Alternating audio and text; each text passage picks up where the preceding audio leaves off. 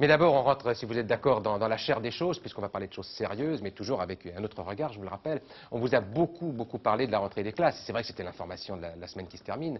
Dans la rentrée des classes, vous savez tout. Vous savez qu'il y avait 13 millions d'élèves, qu'il y avait 700 000 professeurs, qu'il y avait des problèmes ou pas de problèmes. Vous êtes au courant de tout ça.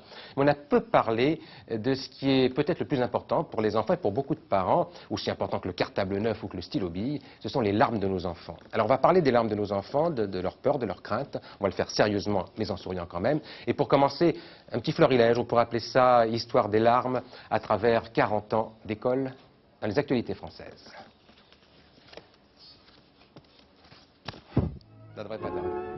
1er octobre. Pour la première fois depuis 6 ans, les enfants vont apprendre à lire sans redouter le bruit des sirènes ou le fracas des bombes. Il faut que ce petit monde grandisse et s'instruise en paix.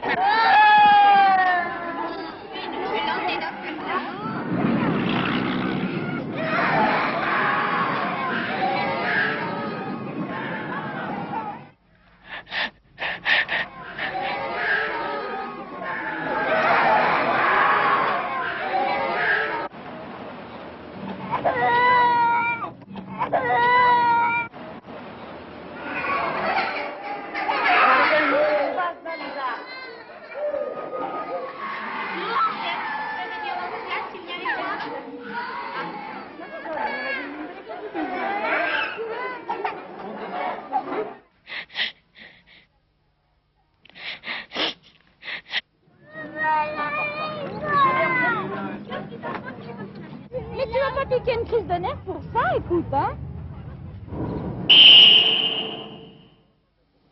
Et le etc. qui se poursuit.